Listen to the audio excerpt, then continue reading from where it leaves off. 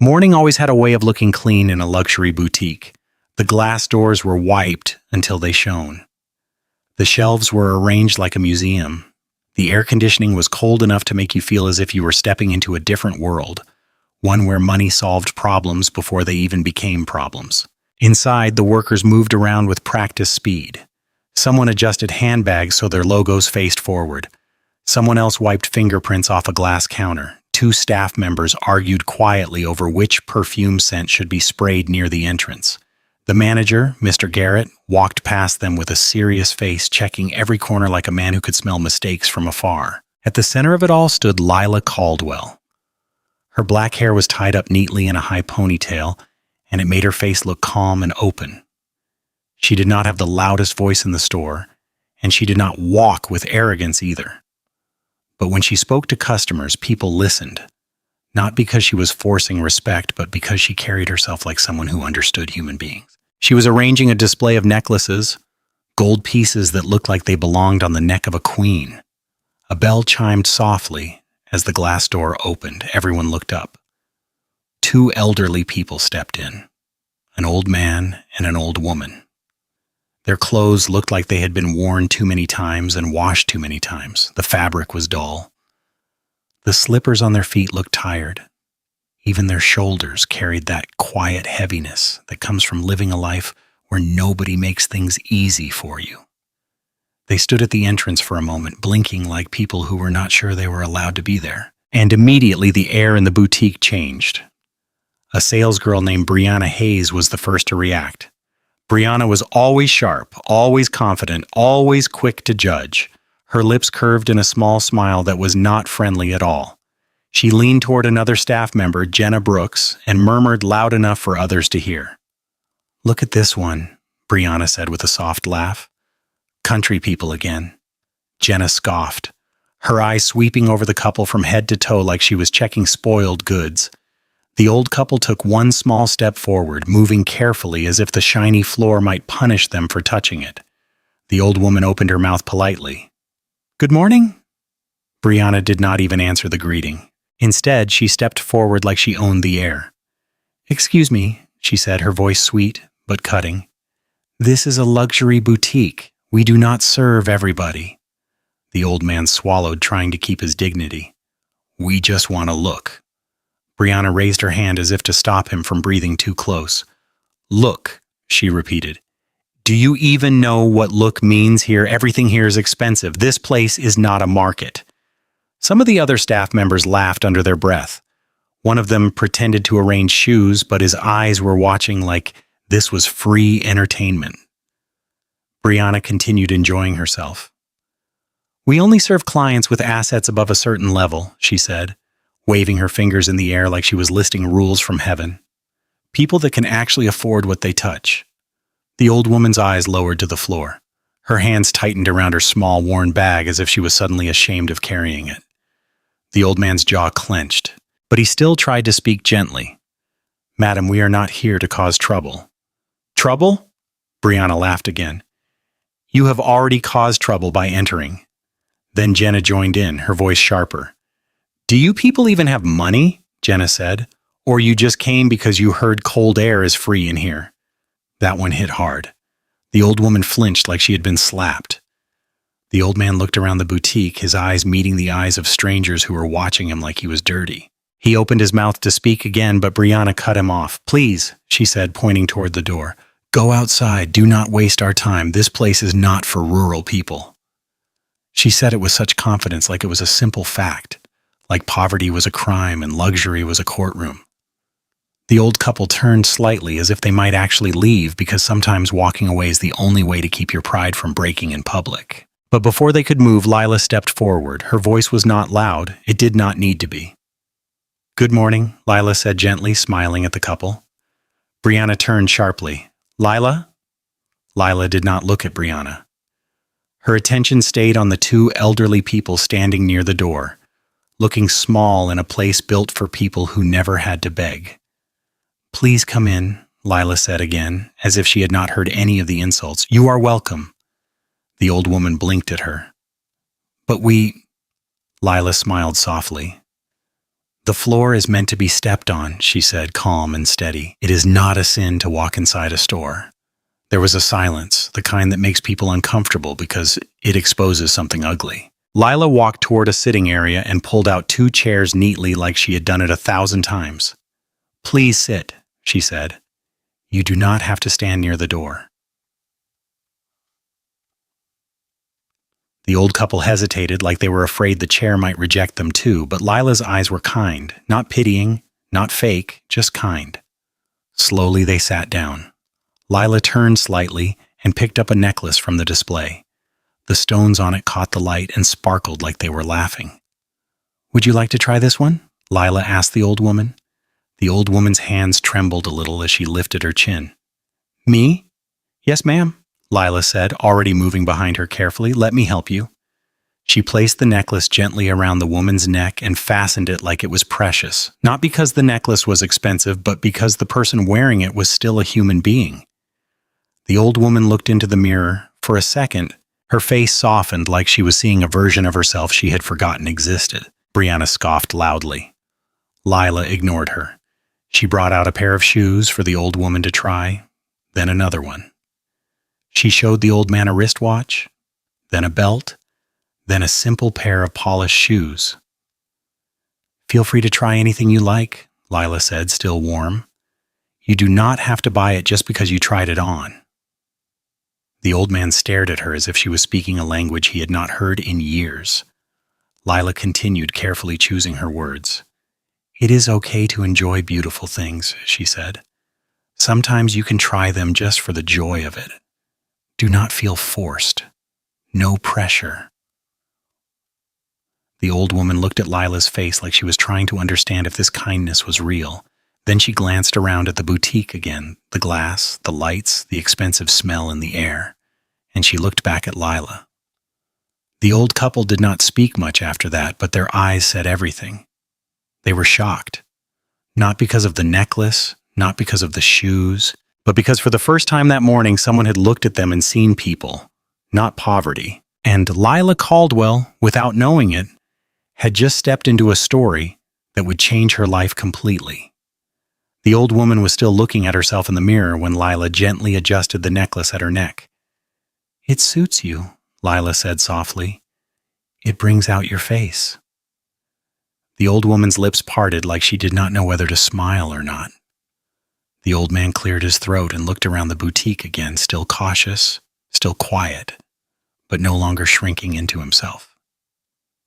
The old couple had picked a small stack of items, a necklace, a pair of shoes, a simple wristwatch, 2 clothing pieces folded neatly on the counter. Lila arranged everything with care as if she was wrapping something precious. Then the old man spoke in a calm voice.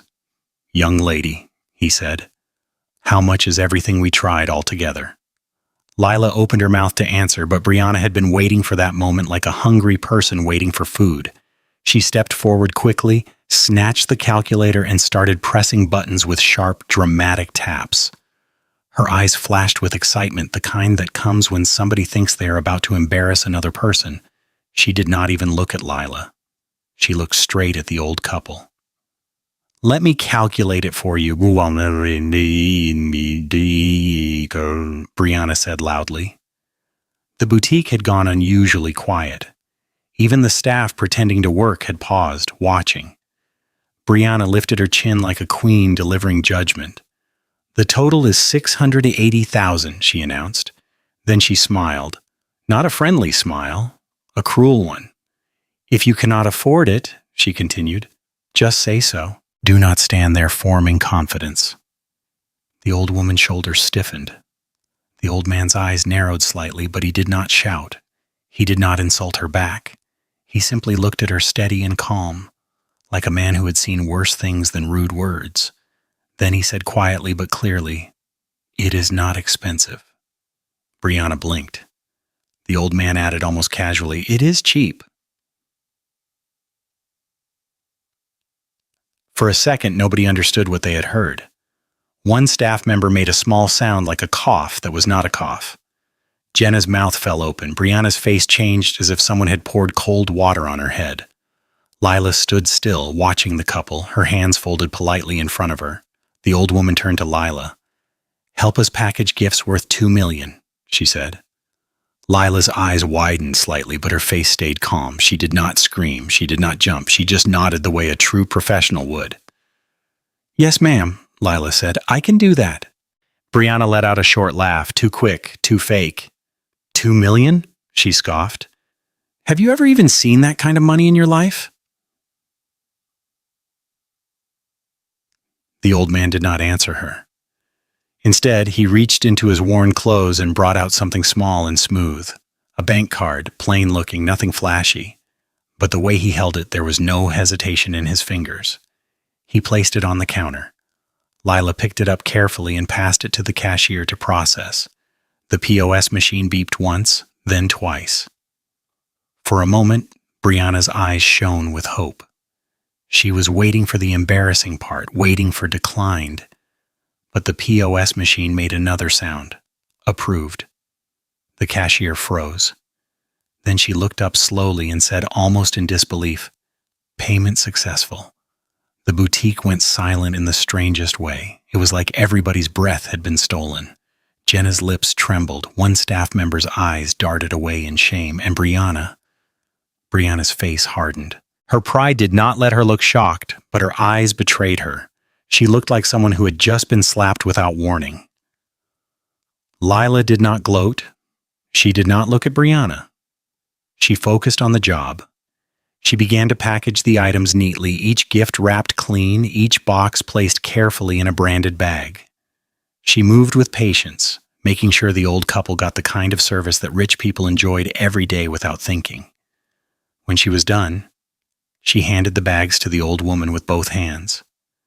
"Auntie Lila said, if you are not satisfied within 7 days, you can return anything, no questions asked." The old woman stared at her. "You are very kind," she said, and her voice sounded full, like she was holding back something. Lila smiled politely. "It is my job, ma'am." "No," the old woman insisted. "This is more than a job." She held the bags closer, then leaned in a little, her eyes shining with affection. "Are you seeing anyone, she asked. Lila blinked. "Ma'am?" The old woman smiled wider now, like a woman who had already decided something in her heart. "My son is 30, she said, very handsome, still single." Lila's cheeks warmed slightly, not from pride, more from discomfort. "Ma'am," Lila said gently, "your family is too well off for someone like me." The old woman waved her hand like Lila was saying nonsense. "Too well off for you?" she repeated. "Who told you that?" Lila tried to smile, but it came out small. "It is just how life is." The old woman did not argue too much. Instead, she did something that shocked Lila even more. She brought out her phone. "Let us exchange contact," she said simply. Lila hesitated for only a second, then she obeyed because refusing would be rude. They exchanged numbers. The old woman squeezed Lila's hand softly. "From today," she said, "no matter what, I will only buy from you." Lila's throat tightened slightly. "Thank you, ma'am." The old man stood up and adjusted his worn shirt. He looked at Lila with quiet respect. Lila walked them toward the entrance, holding the bags carefully like she was escorting important guests. Brianna watched from behind with eyes that could cut. At the door, Lila opened it for them. "Please come again," Lila said. The old woman nodded. "We will." And as the couple stepped out into the light, Lila stood there for a moment, watching them go, still unaware of what she had just done. She had not just made a sale. She had passed a test without knowing she was being tested. The scene shifted to silence, a different kind of silence, one that lived in expensive air and important decisions. Inside a wide, tastefully furnished executive office, Bennett Voss sat behind a large desk. Bennett was tall, calm, and deliberately controlled. He had the kind of handsome face people talked about in low voices, clean jaw, steady eyes, and a look that made it hard to tell what he was thinking. His suit was dark and perfectly fitted, not because he wanted to impress anyone, but because he was used to being taken seriously. He was the CEO of Apex Lux Group, the biggest luxury brand group in the country. The kind of company that could make or break businesses with one decision. And in town, people loved to say one thing about him. He was the most eligible bachelor, not because he was just rich, but because he was disciplined, private, and almost impossible to access. Women wanted him. Men respected him. People feared disappointing him. In front of his desk stood the same poor-looking old couple from the boutique, only now they were not pretending. The old woman's shoulders were straight, her face was firm, her eyes carried authority. This was Mrs. Eleanor Voss, and the old man beside her was Mr. Vincent Voss, Bennett's father. They had not gone to the boutique because they wanted to shop like beggars. They had gone because they were tired. Tired of seeing people pretend, tired of women chasing their son because of money, tired of hearing fake laughter and fake humility.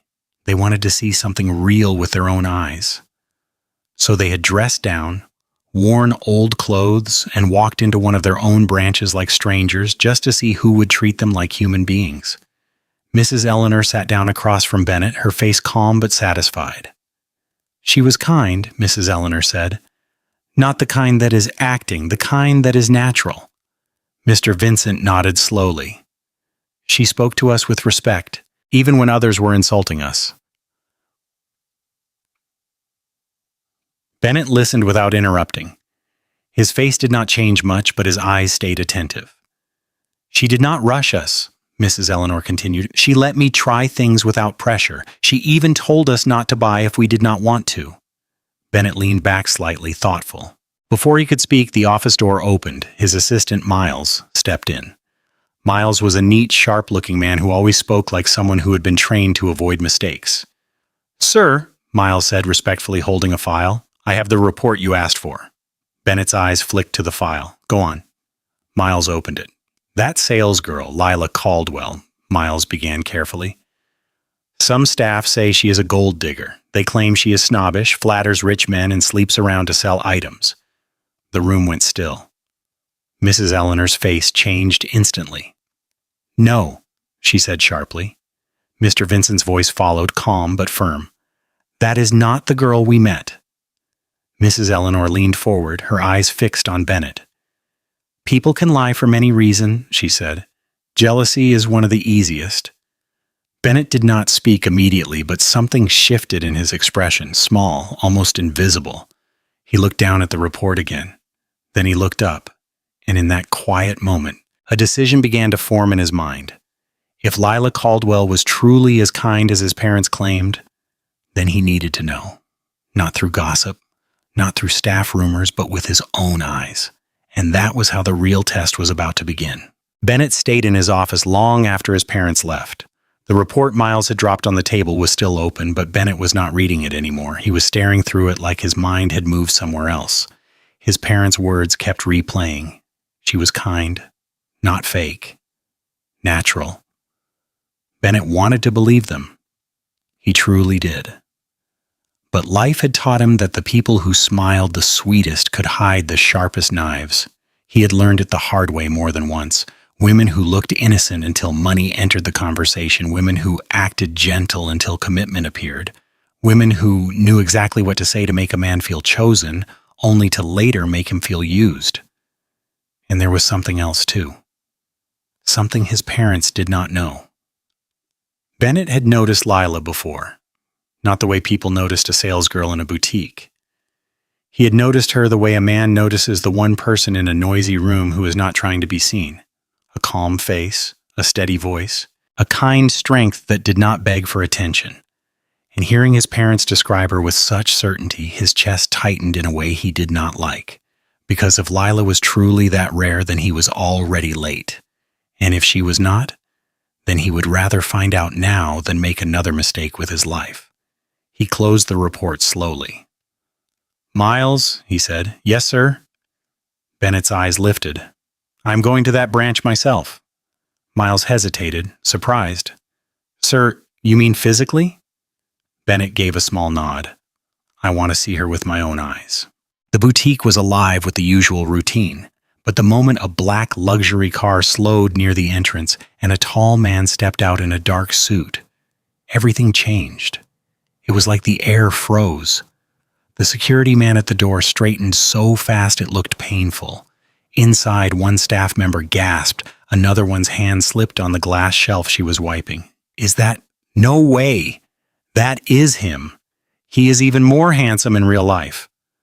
Why is he here? People began to move like ants whose nest had been disturbed. The manager, Mr. Garrett, nearly ran out of his office. Brianna and Jenna quickly adjusted their hair, their collars, their smiles, everything. Someone whispered, "This is his first time coming here in person." Another whispered, "Apex Lux CEO Bennett Voss." Lila was at the far end of the boutique arranging a display with steady hands. She heard the sudden panic, the sudden excitement, but she did not rush forward like the others, not because she was proud, because she was tired. Tired of rich men being treated like gods. Tired of women pretending that money was love. She simply continued what she was doing until a shadow fell across the floor beside her. Lila looked up, and her world shifted. Bennett Voss stood there, tall, clean, controlled, expensive in a quiet way. For 1 second, Lila forgot how to breathe because she knew that face, not from magazines, not from gossip, but from a night she had tried to bury so deep inside herself that even her own memory felt like a lie. Their eyes held, not like strangers, like two people whose past had touched skin before words. Bennett's expression did not change much, but his eyes did. They carried recognition and something else, something sharp under the calm. Lila's stomach tightened. She lowered her gaze quickly, forcing her voice to stay steady. "Good morning, sir." Bennett did not answer immediately. Behind them, the manager was almost tripping over himself. "Sir Bennett, welcome, sir. We are honored. Please let me assign our best business." Bennett cut him off calmly. "Lila will assist me." Silence. Brianna's face twitched. Mr. Garrett froze for half a second, then recovered quickly, forcing a smile. "Yes, sir, of course, Lila, come." Lila's fingers curled slightly, but she kept her face calm. "Yes, sir," she said quietly. Bennett walked toward the display area like a normal customer, as if he was not the kind of man who could buy the whole store if he wanted. Then he turned to Lila and said in a low voice that only she could hear, "Treat me like a normal customer." Lila swallowed. "Yes, sir." He picked up a jacket casually, then placed it back. "You work hard," he said. "How old are you?" Lila stiffened slightly. That was not a normal question, she answered. "And your family?" Lila's throat tightened. She did not like that question. It always had teeth. "My family's fine," she said carefully. Bennett's lips curved slightly, but there was no humor in it. "What is your real name?" he asked. Lila's eyes flickered. "Lila," she said. Bennett's gaze held hers. "Where are you from?" Lila's palms became damp. "It is not important, sir." "Too ugly to say?" Bennett asked, his tone almost teasing. Lila's face went hot. She hated herself for reacting. She forced her voice to stay cold. "Sir, what would you like to buy?" Bennett leaned slightly closer, just enough to make her uncomfortable. "You were quick," he said softly. That night, Lila's heart slammed against her ribs. Her eyes widened, then narrowed quickly, warning him without words. Bennett did not raise his voice. He did not make a scene. He simply looked like a man enjoying the control of a secret. Lila's voice came out low and tight. "Sir, please." Bennett's eyes dropped briefly, then lifted again. "I want to try pants," he said plainly, "so bring me another pair to the fitting room." Lila turned immediately, moving like she did hear the hidden meaning. "Yes, sir?" She brought the pants, handed them to him, and stood outside the fitting room door like her job demanded. A few moments later, Bennett's voice came from inside. "Lila?"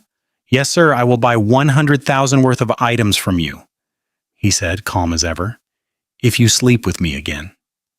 Lila froze.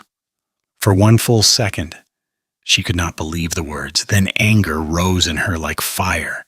She opened the fitting room door just enough to speak without making a scene, her eyes burning. "Sir, she said sharply, "do not insult me." Bennett's voice stayed smooth. It is an offer. Lila's jaw clenched. I may need money, she whispered, eyes hard, but I sell products, not myself. There was a pause, then Bennett opened the door slightly. He was fully dressed, calm, almost unreadable. So you are saying no? Yes, Lila said firmly. And if you do not want to buy anything, that is fine. Bennett studied her face like he was weighing something deeper than pride. Lila turned away quickly before he could see what was shaking inside her. As she walked toward the counter, she muttered under her breath so low nobody else could hear, "Billionaire men are trash." Her hands trembled slightly as she adjusted the items on the counter. She forced herself to breathe, forced herself to focus on work. But when Bennett returned to the counter, his voice softened just a little. That night was an accident, Lila said quickly before he could speak again. Her eyes did not meet his. Please keep it a secret for me. Bennett's gaze did not move. Is it embarrassing? He asked quietly. To have slept with me. Lila's chest tightened. It is embarrassing to be reduced to it, she said, voice low. That is all. Bennett did not respond immediately. Then he picked up a bag from the shelf. I am here to buy something for my sister, he announced, loud enough for others to hear. The staff practically melted with relief. Yes, sir. Welcome, sir. They laughed too loudly, smiled too widely, treated him like the sun had walked inside their shop. And from that day, Bennett kept coming back, always with a new excuse. My sister needs a bag. My sister has an event. My sister likes this brand. Each time he requested Lila, each time the staff gossiped. That CEO is a playboy. See the kind of women he brings, he keeps changing girls. Lila finally got tired and said quietly, Sir, you have so many sisters. Bennett's mouth twitched, almost amused. I have 3, he admitted under his breath. That is why this excuse works. Lila did not know whether to be angry or annoyed, but she knew one thing. People were watching, especially Brianna. Brianna noticed the pattern too quickly. She noticed how Bennett's eyes followed Lila even when he pretended not to. She noticed how he always chose Lila even when Brianna stood right in front of him with her best smile. Brianna's jealousy grew teeth. At first, she only whispered. Then she began to plant words. Lila targets rich men. She acts innocent, but she knows what she's doing. She sleeps around to sell. She is using the boss. Slowly, like poison mixed into soup, the story began to spread, and Lila could feel it. The looks, the whispers, the laughter that stopped when she turned around. Still, she kept working because hunger does not care about gossip. Bills do not pause for rumors. But a sudden wave of nausea hit her like a slap. She froze. Her face drained. She gripped the rack tightly, trying to steady herself. The nausea rose again, stronger. Lila covered her mouth and rushed toward the restroom. She barely made it inside before she bent over the toilet and vomited. Her body shook. Her eyes watered. When she finally lifted her head, she stared at her reflection in the mirror. Her lips were pale. Her breathing was uneven. And fear crawled into her chest, cold and heavy, because Lila knew her body. She knew what this could mean. Her hand trembled as it moved slowly to her belly, not touching, just hovering, like she was afraid to confirm what her mind was already screaming. No, she whispered, not like a prayer, like a warning. No, please. She stared at her reflection like the mirror was about to answer her. Her mouth tasted bitter. Her throat burned. Her hands were shaking so badly she had to grip the sink to keep herself steady. She rinsed her mouth, forced herself to stand straight, and walked out of the restroom like nothing happened. But inside her, everything was spinning. She tried to work. She tried to smile. She tried to pretend. Yet the nausea came again, soft this time, like a warning, and fear finally pushed her into action. That same day after work, Lila stopped at a pharmacy on her way home. She kept her head down as she spoke, as if the walls could hear her shame. "Good evening, please. I need a test strip." The pharmacist looked at her for only a second too long, like he already had assumptions, then handed it over. Lila paid quickly and left. At home, she did not even greet properly. She went straight to the small shared bathroom, locked the door, and leaned against it as if her legs could no longer carry her. Her fingers trembled as she opened the pack. "Please be negative, please." She took the test. Then she waited. Those seconds stretched like punishment. Her eyes did not blink. Her breath came shallow. Her heart pounded so loud she felt it in her ears. And then 2 lines appeared, clear, unarguable. Lila's knees gave way. She slid down to the floor, pressing her palm over her mouth to stop a sound from escaping. Tears filled her eyes, not gentle tears, hot tears that came from shock, regret, and helplessness. "No," she whispered again, but this time it sounded like mourning. "No, no, no, because she already knew what this meant. She was pregnant, and she was alone. Before Apex Lux became a daily name on everybody's lips inside that boutique, before Bennett Voss began showing up with sister excuses, before people started watching Lila like she was a snake pretending to be a dove, Lila had been surviving the way many people survived, quietly, desperately, and without any help. She had a part-time job at a luxury bar. It was not the kind of place she was proud of, but it paid, and Lila needed money. That night, the bar was loud and polished, filled with perfume, laughter, and men who spoke like money was a language they owned. Lila wore a simple uniform, black skirt, white shirt, hair tied back. She moved between tables with a tray in her hand, serving drinks and forcing polite smiles. Then she saw him, a man sitting alone with a glass in his hand, his shoulders heavy, like he was carrying something inside his chest. Handsome.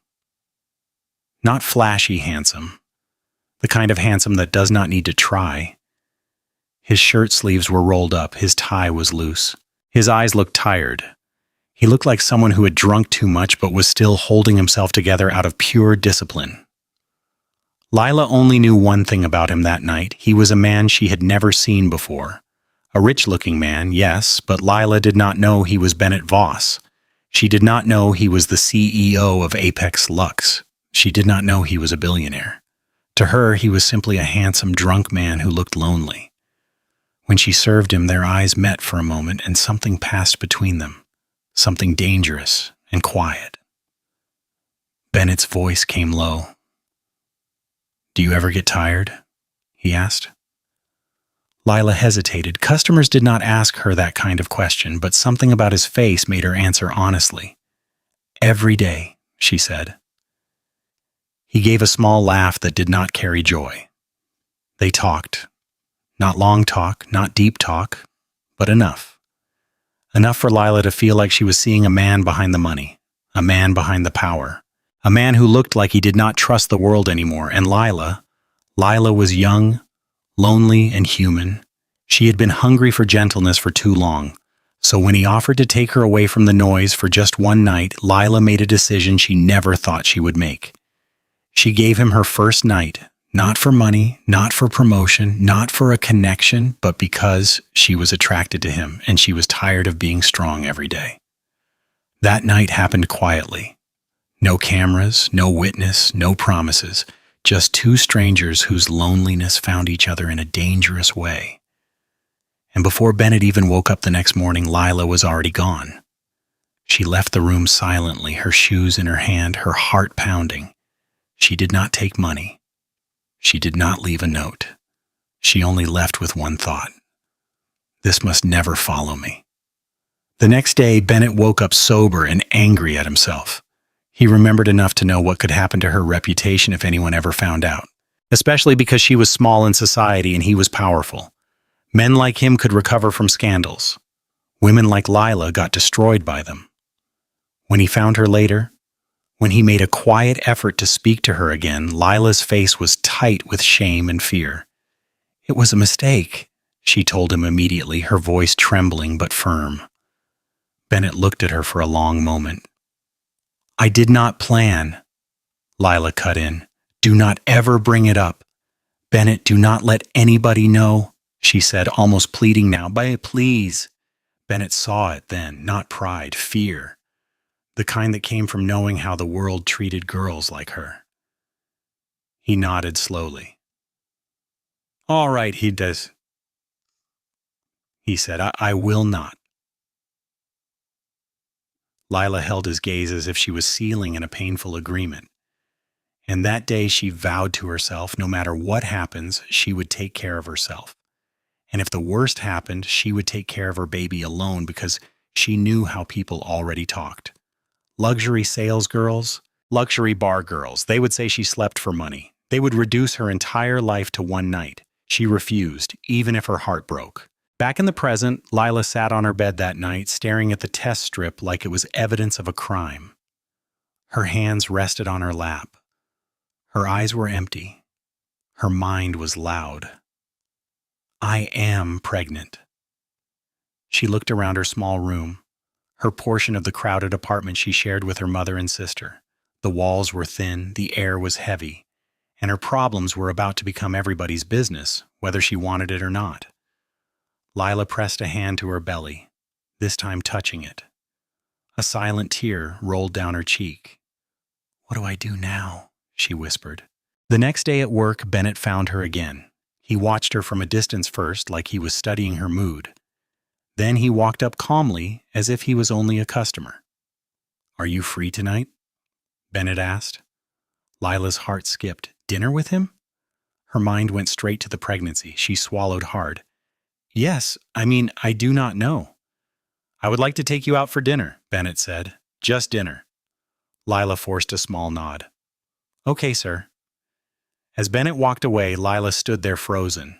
A part of her wanted to tell him immediately. Maybe he will care. Maybe he will do the right thing.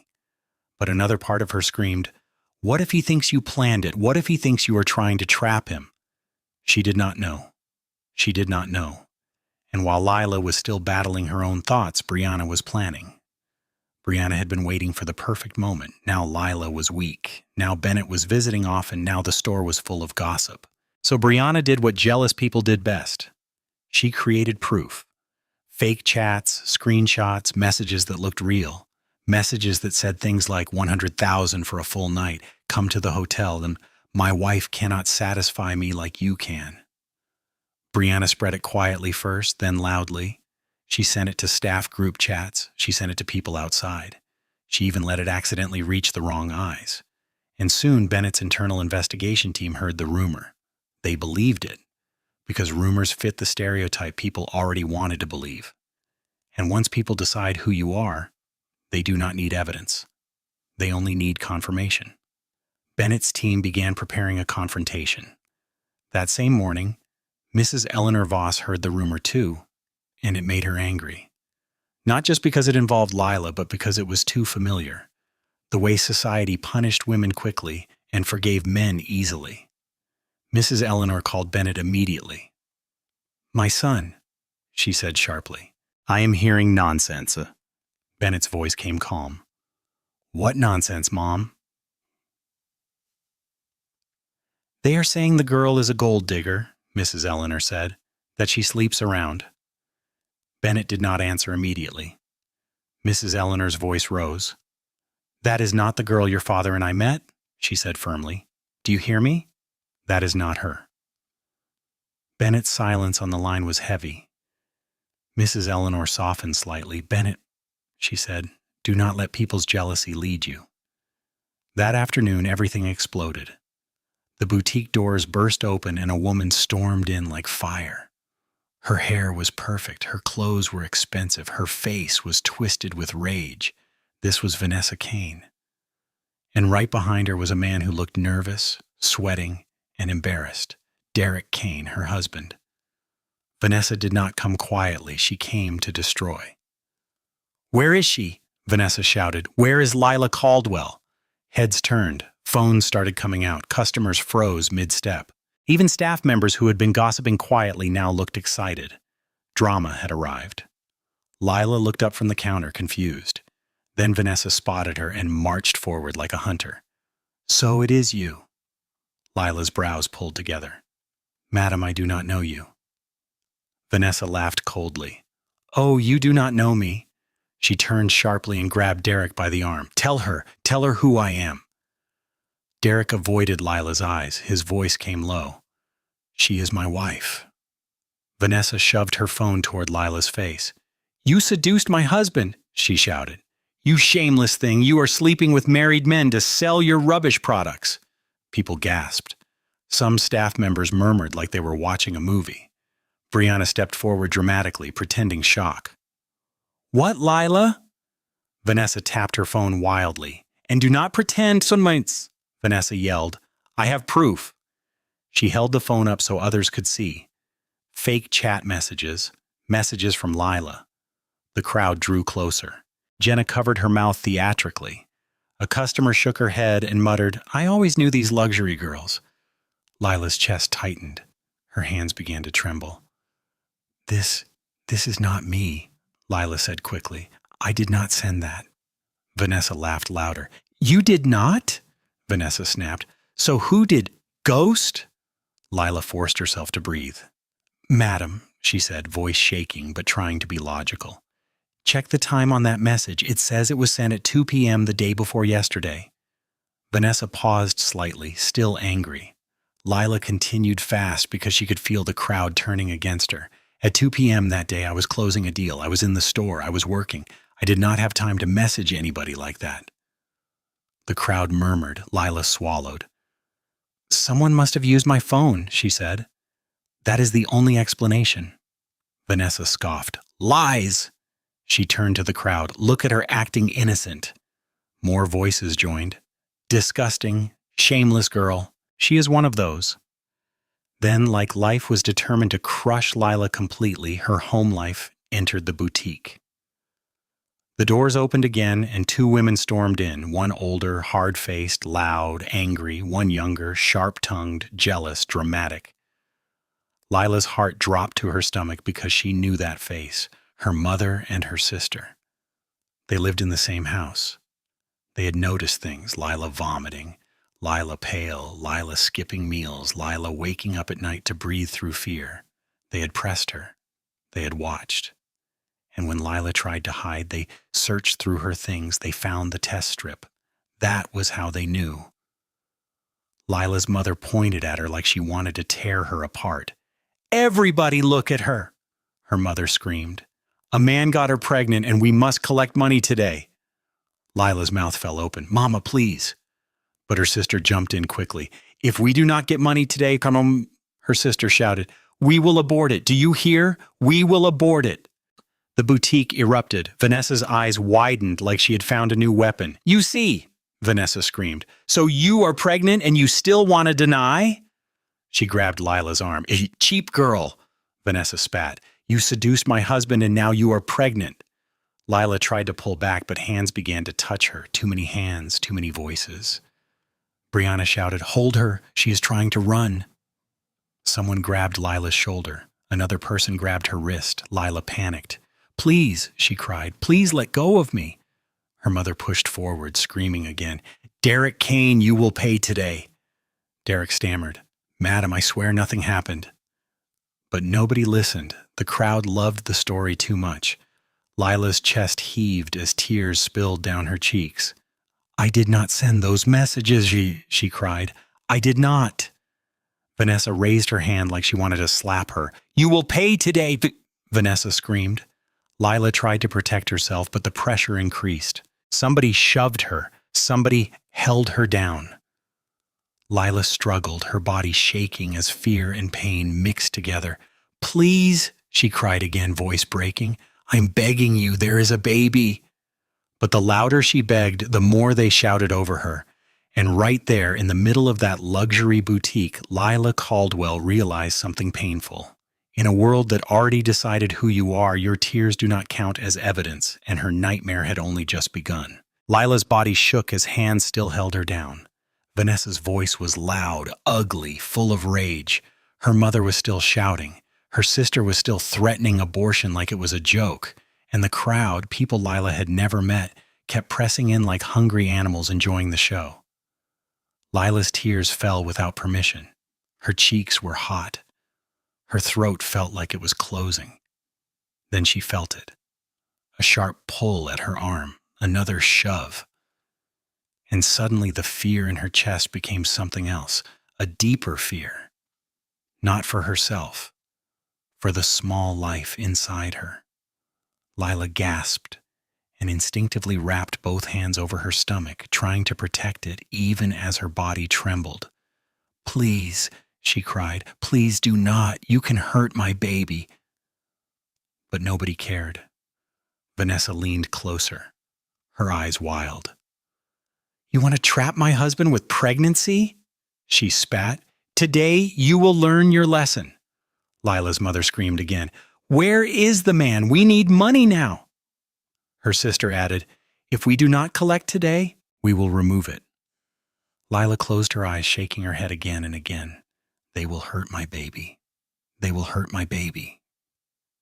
And in that moment, Lila realized something painful. She did not have time to protect her reputation anymore. She had to protect her child. So she opened her mouth and said the only truth that could stop them. "The baby," her voice cracked. "The baby is Bennett Voss's." Silence hit the boutique like a slap. Then laughter. It started small like a cruel cough, then spread like wildfire. People laughed as if Lila had told the funniest joke of the year. Brianna laughed the loudest. Vanessa laughed with her whole chest.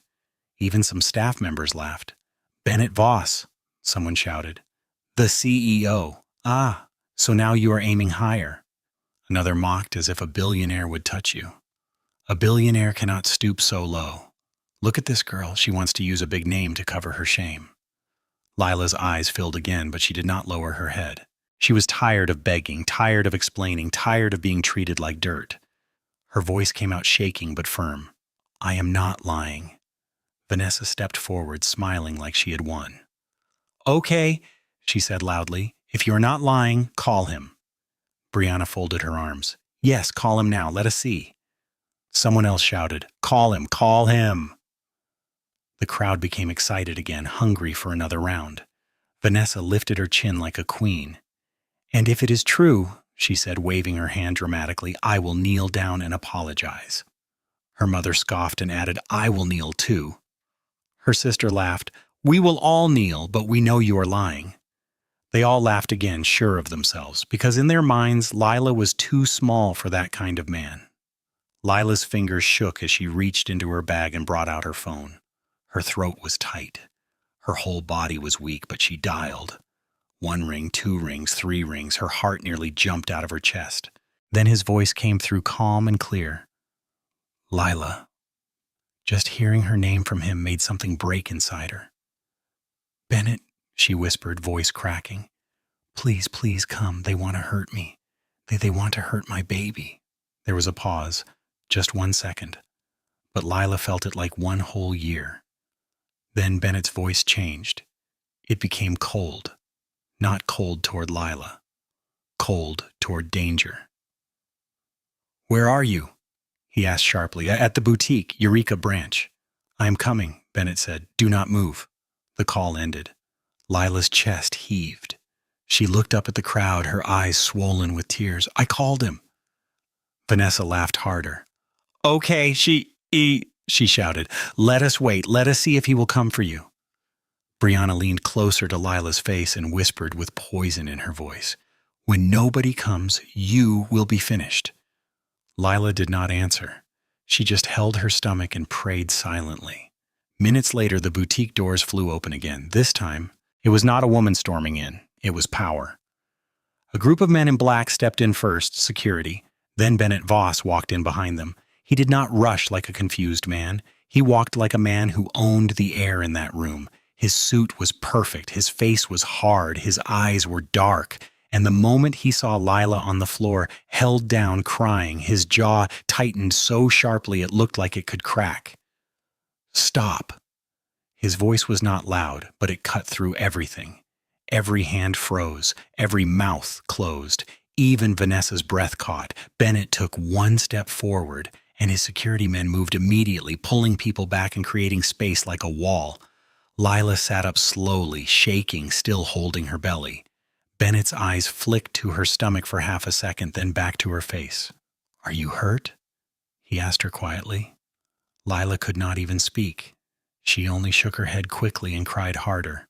Bennett straightened. His eyes swept across the room, and suddenly people started moving back like crabs. Vanessa's confidence melted in 1 second. Her face turned pale. She started stepping away. I did not know." Bennett's gaze landed on her like a hammer. Vanessa turned and ran, not walking, running. Even Derek stumbled after her, desperate to disappear. Some staff members tried to hide behind counters. Some customers pretended they were just passing. People who had been shouting a minute ago now became quiet like church mice.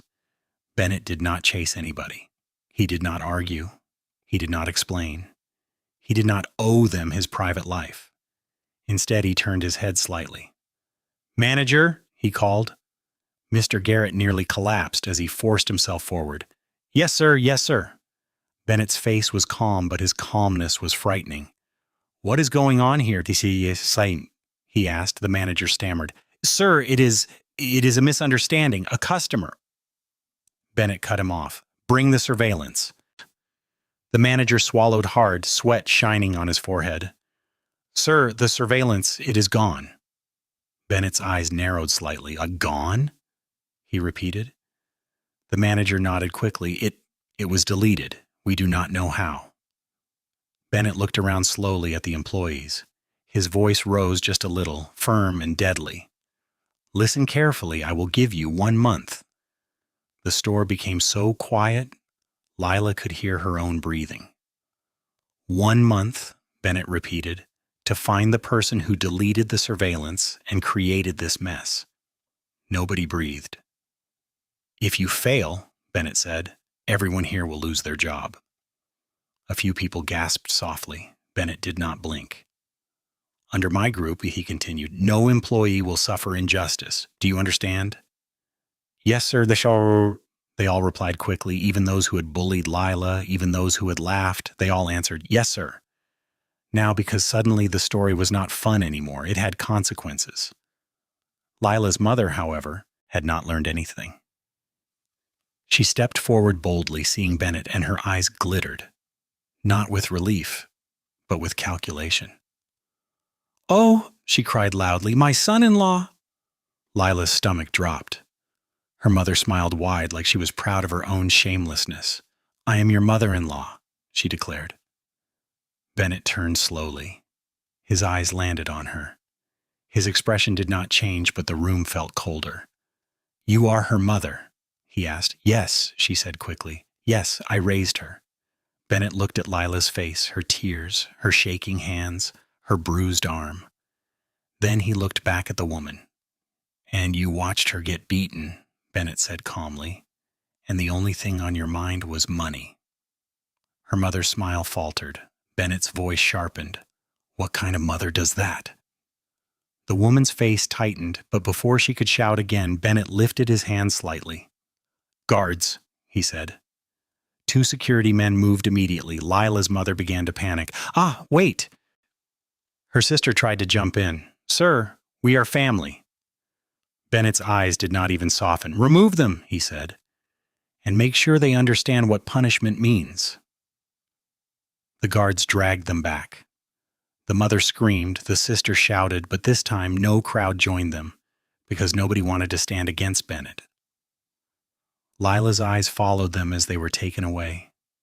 She did not feel happy. She did not feel victorious. She only felt tired and empty. As Bennett stood there, Miles rushed in with a tablet in his hand, breathing fast like he had been running. "Sir," Miles said, voice urgent, "the report you asked for, the one about the designer?" Bennett's eyes turned. "What about it?" Miles swallowed. "Sir, we found her." Bennett's face tightened with focus. "Where is she?" Miles looked at Lila, then back at Bennett. It is her." The room blinked. Even Lila blinked like she did not understand. Bennett's brows pulled together. "What?" Miles opened the file quickly and showed Bennett images, sketches, designs, competition documents, old records. "Sir, the genius designer you have been searching for," Miles said, almost stunned himself. Is Lila Caldwell? Bennett stared at the screen. Then he stared at Lila like his mind was trying to connect two different stories into one truth. Lila's lips parted slightly. What? What are you talking about? She whispered. Bennett's voice came low, almost reverent. I have admired this work for years, he said, holding the tablet like something precious.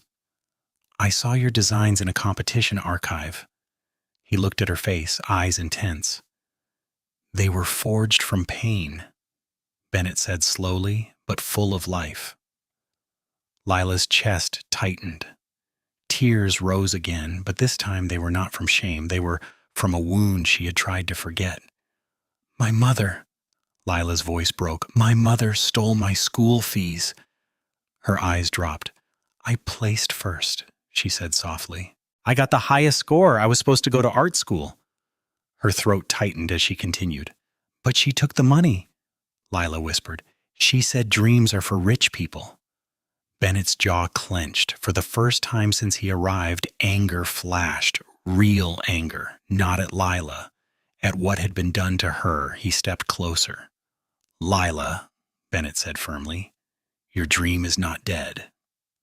Lila looked up, confused and scared. Bennett's voice became steady. My company will support you, he said. We will help you achieve your dream. Lila's lips trembled. She opened her mouth, her voice barely holding. Bennett, about the baby? But the room tilted.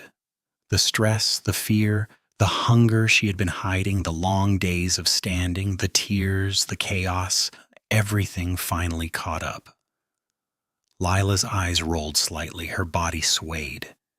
Bennett's face changed in a flash. Lila. She tried to speak again, but her knees buckled and the world went black. One moment she was standing there trying to hold herself together in front of Bennett and the staff, and the next moment her body gave up. Her knees folded, her head swam, and she collapsed. People screamed. Some stepped back in shock, but Bennett did not step back. He moved fast, catching her before her head hit the floor. Lila, he called, gripping her gently but firmly. Lila, look at me. Her face was cold with sweat. Her lips looked pale. Her breathing was shallow, like her body had been fighting for too long without rest. Bennett's eyes tightened. Bring the car, he said, voice sharp. Now. Security cleared the way immediately, and within minutes Lila was out of the boutique, no longer a public spectacle, no longer a story for people to gossip about, just a tired young woman who had been carrying too much alone. When Lila opened her eyes again, she did not recognize where she was. The ceiling was clean and bright. The air smelled like fresh sheets and quiet money. Her body was on a soft bed that felt too comfortable, like she did not deserve it. She tried to sit up quickly, but dizziness pushed her back down. Easy, a calm voice said. Lila turned her head weakly. Bennett was there. Not in a suit this time. He looked like someone who had been worried for hours and did not even care how he looked anymore. A doctor stood nearby holding a small file. You are awake, the doctor said gently. That is good. Lila's eyes widened in sudden fear as her hand went straight to her belly. My baby, she whispered. The doctor nodded. The baby is fine. Lila released a shaky breath like her lungs had been holding that fear the whole day. But you, the doctor continued, you are not fine. Lila blinked slowly. You are weak from stress, the doctor said, and from long-term malnutrition. Your body has been suffering quietly for a long time, and pregnancy has made it worse. You need proper food, rest, and peace. Lila swallowed.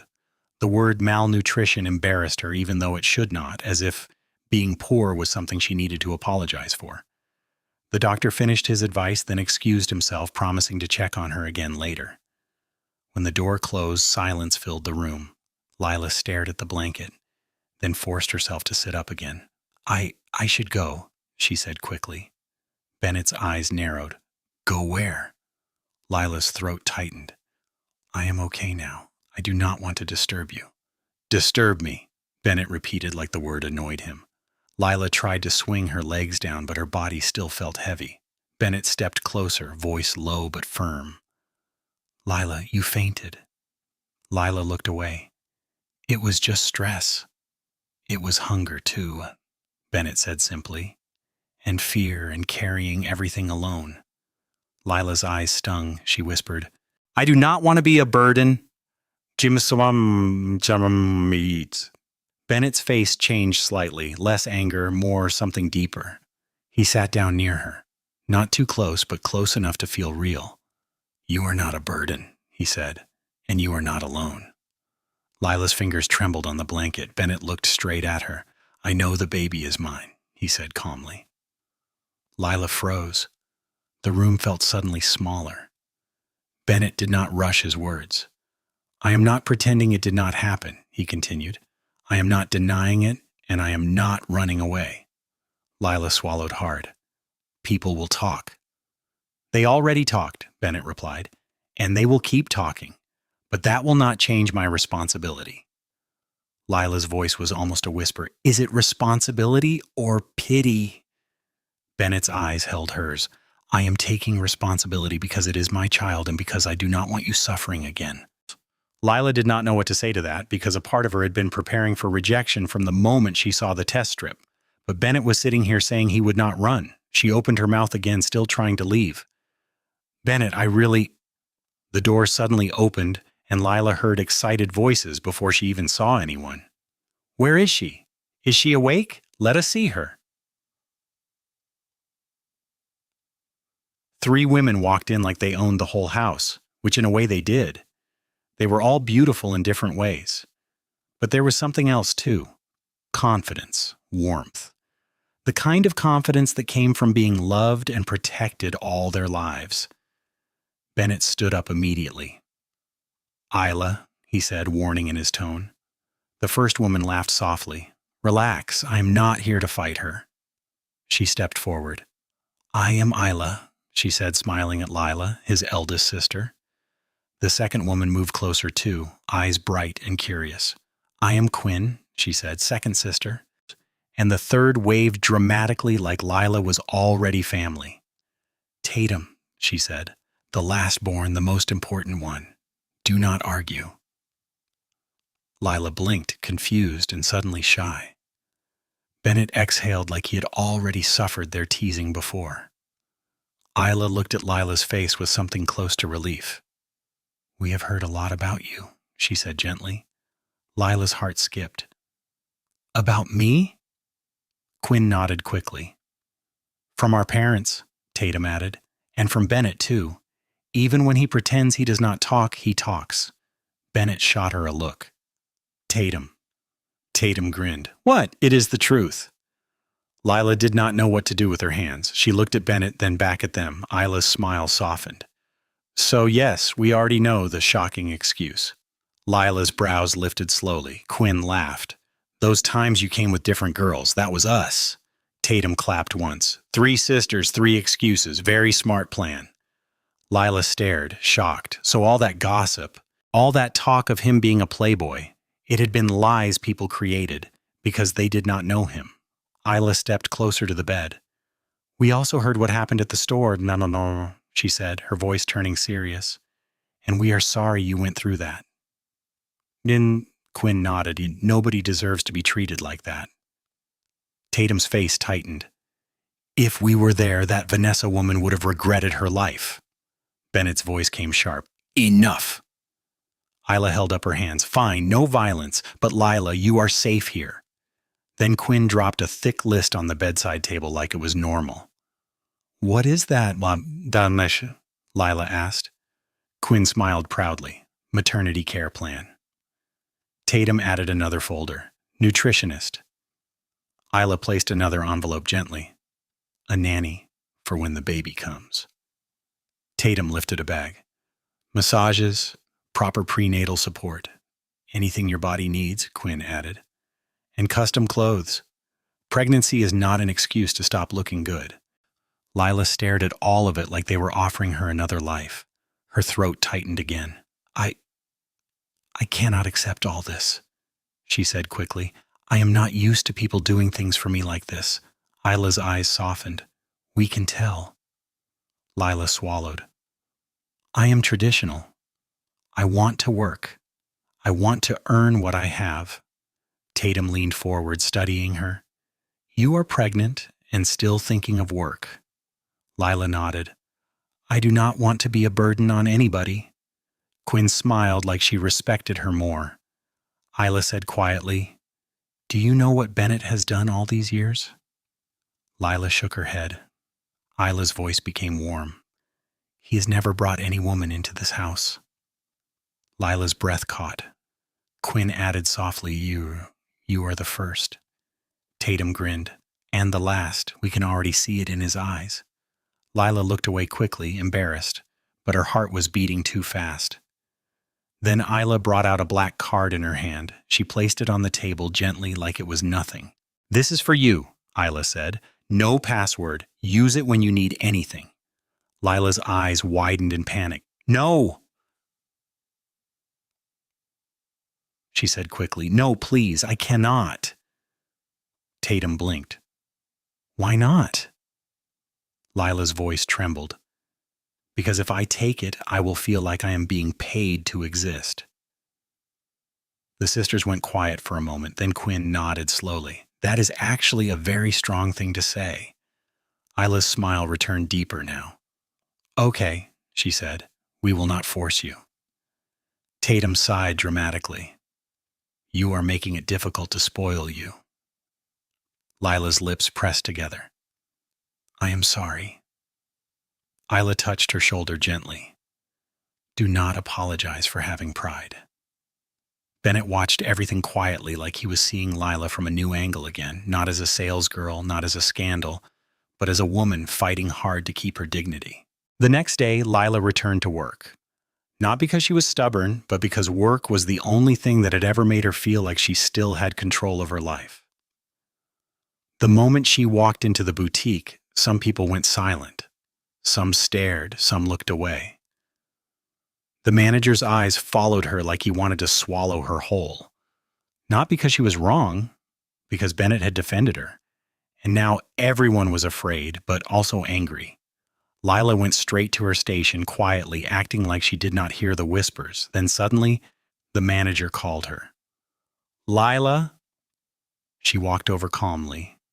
He lifted a luxury bag in front of everyone. This bag was handed to a customer, he said coldly, without gloves. He pointed to the leather.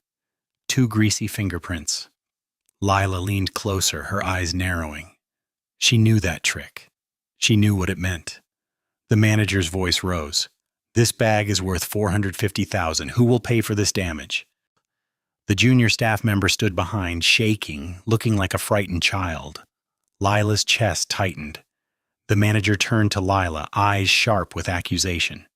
You trained this apprentice, so you will take responsibility. Lila's mouth went dry. Then he added with cruelty, Or are you too important now because the CEO defended you? Lila did not respond. She just stood there because she had learned something in life. When people want to disgrace you, words will not save you. Only truth will. And she knew the truth. Someone was setting her up again. That same afternoon, Brianna walked toward her, smiling like a knife. So you are still here? Brianna said. Lila did not answer. Brianna stepped closer, voice low but poisonous. Because the CEO defended you, you think you are better than everybody? Lila kept quiet. Brianna laughed softly. If your bastard is truly his child, you would not be here. You would be living in luxury inside a mansion. Lila's jaw tightened, but she still did not talk. Brianna lifted her chin. Let us settle it with work. She turned to the manager. Sales competition, Brianna announced. 1 week, whoever loses leaves this store. The staff murmured. The manager's eyes lit up like he liked the idea of watching Lila suffer. Lila looked at Brianna and understood immediately. This is her plan. And Lila finally spoke. Fine, she said simply. I accept. Brianna's smile widened because she believed Lila had just signed her own ending. But Lila was thinking of something else. If I win, I will prove it. If I lose, I will still know who framed me. And she suspected one thing strongly, those fake messages, that deleted surveillance, her phone being used. Brianna, the trap came quickly. The store prepared for a special client, a celebrity brand ambassador named Jackson Reed. Staff were excited, nervous, running around. Brianna moved like she was directing a stage play. When Jackson arrived, the air changed. He walked in surrounded by assistants, dressed like a man who lived under cameras. Brianna accidentally positioned Lila with a tray of coffee. Then she bumped her. Lila stumbled, the cup tipped. Coffee spilled straight onto Jackson's head and expensive outfit. A sharp gasp spread through the boutique. Brianna's eyes widened in fake shock. The manager's mouth fell open. "Lila!" someone shouted. "You are finished." Lila stood frozen, staring at the mess like her whole life had just collapsed again. Her hands trembled. "I'm so sorry," she whispered. "I did not—" But before anybody could attack her, Jackson lifted his head slowly, and instead of anger, his eyes narrowed with recognition. He stared at Lila. Then his mouth opened slightly. "Lila." Lila blinked. "Sir." Jackson stepped closer, ignoring his assistant's panic. "Lila Caldwell," he said, voice full of disbelief. "It is you." The whole store froze. Jackson smiled, an actual, genuine smile. "You used to treat me like your kid brother," he said softly. "When we were younger." Lila's eyes widened as memory hit her. "Jackson," she whispered. "Jackson Reed." Jackson nodded, almost laughing. "Yes." Brianna's face went stiff. The manager swallowed hard. Jackson turned to everyone, voice calm but dangerous. "She did not do it on purpose," he said firmly. Brianna tried to jump in. "But sir, she poured coffee on your head." Jackson glanced at his ruined clothes and shrugged. "It is nothing," he said. "Even this outfit is not worth shouting over." Then he looked at Lila again. "How did you lose so much weight?" he asked quietly, like the question was personal. Lila's throat tightened. She did not know how to answer. Jackson exhaled slowly and then said loudly enough for everyone to hear, "She is with me. Nobody touches her." The boutique went silent. Then Jackson turned to Lila and held out his phone. "Let us exchange contacts, Billionaire," he said. "We will not lose each other again." Lila hesitated, then nodded slowly. Jackson looked at the manager. "I want items worth $5 million, he said. "Lila will choose them. I trust her taste." Gasps filled the room. Brianna's eyes almost popped. The manager's mouth opened and closed like a fish. Jackson added, "Ship them to my team. And Lila, keep in touch." Lila's hands trembled as she nodded again. "Thank you," she whispered. Jackson smiled softly. "Do not thank me. You are the one who used to protect me." And with that, he left, still smiling while the whole store stood there like statues. As Lila watched him go, she felt two things at once: relief because she had survived another trap, and fear because Brianna's jealousy was no longer small.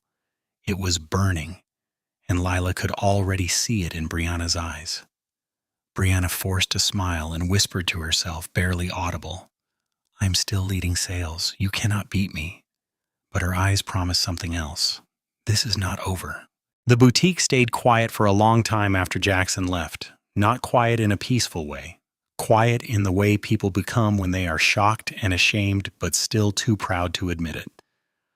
Lila returned to her table and continued working like nothing happened, even though her hands were shaking inside. Brianna stood at her own corner with a tight smile that did not reach her eyes, and the manager kept looking at Lila the way a man looks at someone he no longer knows how to control. By evening, Lila was tired in her bones. Her body was still weak from the fainting. Her mind was still heavy from everything that happened. And just when she was thinking of quietly leaving, Bennett walked in, not as the CEO, not as the man who could silence a room with one sentence, but as the man who kept appearing in her life when she least expected it. He walked straight to her. "You are coming with me," he said. Lila blinked. "Where?" "To eat," he replied. "Now." Lila opened her mouth to refuse out of habit, but the look in Bennett's eyes told her he was not asking, so she followed him. The restaurant was not loud. It was calm, clean, and expensive in a way that made Lila feel like she should not sit too comfortably. The moment the food arrived, Lila forgot where she was. She ate like someone who had been trained by hardship. Fast, quick bites, eyes down, like the food might disappear if she slowed down. Bennett watched her for a moment, then quietly pushed another plate closer to her. "Slow down," he said. Lila paused, embarrassed. She wiped her mouth with a napkin and tried to smile. "Sorry," she said softly. "It is a habit." Bennett did not laugh. He did not mock her. He just asked gently, "What kind of habit makes you eat like you are being chased?" Lila stared at the food for a second, then her shoulders dropped. The truth came out the way it always did when a person was tired enough. "My house," she said quietly. "If you do not eat fast, you do not eat at all."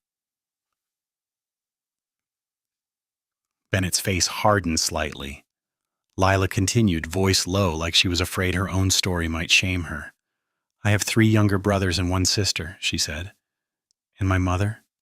My mother believes suffering is normal." Bennett's eyes stayed on her. Lila swallowed. "I work, Bennett. I work too much. I do odd jobs. I do anything that gives me money. But there were times I still had nothing." Her fingers tightened around the spoon.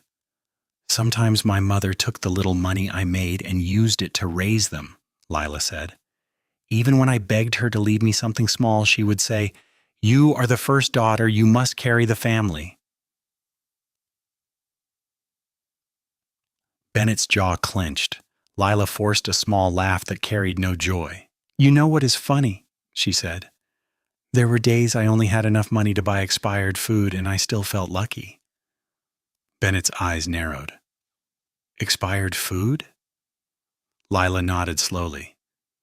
"In the supermarket, some things get thrown away.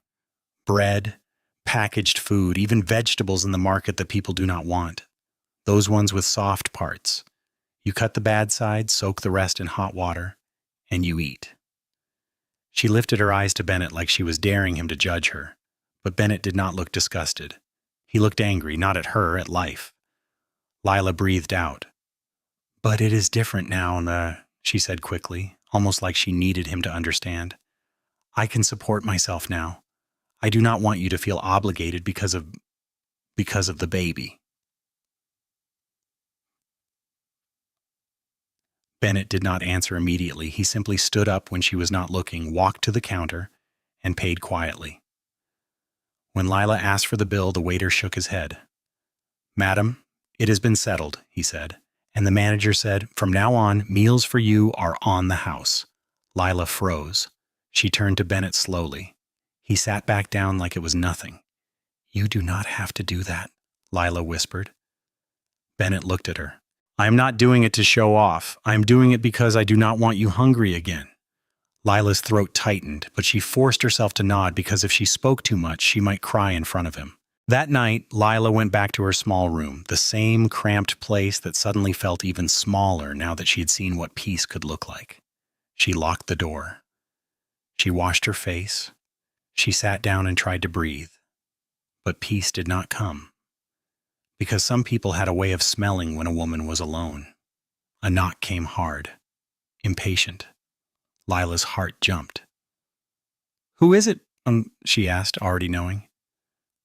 "It is me," a man's voice replied, lazy and confident. "Brent Harlan." Lila's stomach turned. Her landlord, a man who smiled too much and looked at her like she was a thing. "What do you want?" Lila asked sharply. Brent laughed.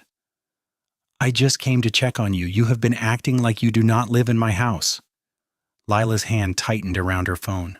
"Go away," she said. "It is late." Another knock came heavier, then the sound of the lock shaking. Lila stood up fast. "Brent," she warned, voice trembling but strong, "if you touch this door again, I will call the police." Brent's tone changed. "This is my house," he said. "I can enter any time I like." Lila's fear turned into anger. "You will not enter," she said. "Try it, and you will regret it." The door pushed again. Lila stepped back, grabbed the nearest thing she could hold, a small metal water flask, and held it like a weapon. When Brent finally forced the door slightly open, Lila moved without thinking. She hit his hand hard. Brent cursed loudly and stumbled back. "You are mad," he hissed. Lila's whole body shook, but she lifted her phone. "I'm calling the police now," she said. That was the only thing that made him hesitate. He spat a threat and walked away, still cursing. Lila slammed the door shut and locked it again. Her hands were shaking so badly she could barely type. But she called Bennett once, twice, 3 times. Then she remembered. Her phone had been on silent earlier. Her heart sank. Before she could even think properly, she heard a car screech outside. Footsteps, fast, heavy. Then Bennett's voice. "Lila?"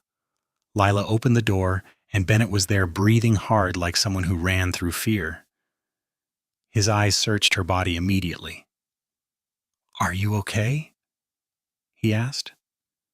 Lila nodded quickly, trying to look strong.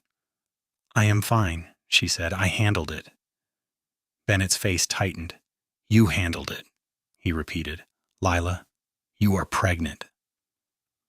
Lila's mouth opened, but no words came. Bennett looked around the cramped corridor with disgust and anger. "This place is not safe," he said. "You are leaving here." Lila shook her head instantly. "No." Bennett's eyes flashed. "No." Lila stepped back slightly, gripping the door. "Moving into a rich man's space is easy," she said quietly, "but being chased out later is worse." Bennett stared at her. Lila's voice softened, but the fear remained. "I have not met your parents," she said. "I know how rich families behave. They do not want their children marrying a girl like me. I am already grateful your sisters accept me and the baby. I do not want to dream too far." Bennett's expression changed. "My parents like you," he said firmly. Lila gave a small, bitter smile. "You say that because you feel sorry for me." Bennett stepped closer, voice low. "I am not lying."